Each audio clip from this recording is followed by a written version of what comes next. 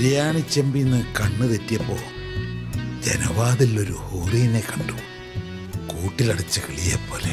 വാതിലിൽ ആ വാതിലിൽ കാതോർത്തു നീ നിന്നിലേ, പാതിയിൽ പാടാത്തൊര തേനൂരിടും മിഷലായി ഞാൻ. വാതിലിൽ ആ വാതിലിൽ കാതോർത്തു നീ നിന്നിലേ, പാതിയിൽ പാടാത്തൊര തേനൂരിടും മിഷലായി ഞാൻ.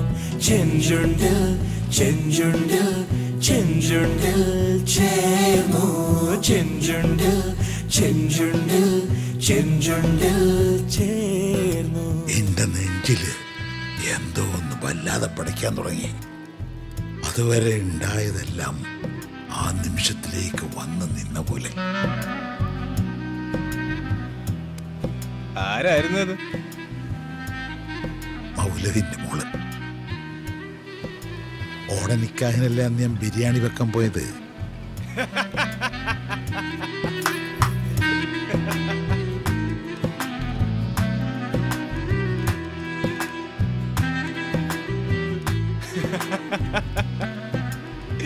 എന്നിട്ട് എന്തുണ്ടായി?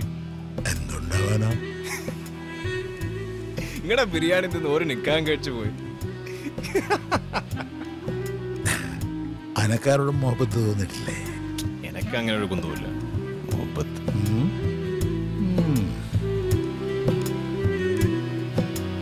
കാണാൻ ഓരോ വഴി തേടി കാണും നേരം വിഴിമൂടി, ഓമലേ നിന്നീലയോ നാണമായി വഴുതിയിലയോ.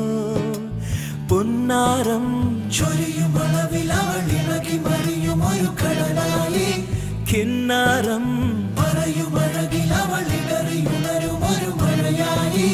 കളിച്ചിരി നിറവുകൾ കണിമലരിതളുകൾ വിടരും പകരുമയില. ഉപ്പ ഏതായാലും ആ ഹൂറിനെ മനസ്സിന്ന് വിട്ടിട്ടില്ല. മോനെ ഫൈസി, എന്താ ഉപ്പ? ആ ഹൂറി ആരാണെന്നറിയോ? വാതിലിൽ കാതോർത്തു നിന്നിലേ, പാതിയിൽ പാടാത്തൊര തേനൂരിടും ഇശലായി ഞാൻ. വാതിലിൽ ആ വാതിലിൽ കാതോർത്തു നീ നിന്നിലേ, പാതിയിൽ പാടാത്തൊര തേനൂരിടും ഇശലായി ഞാൻ.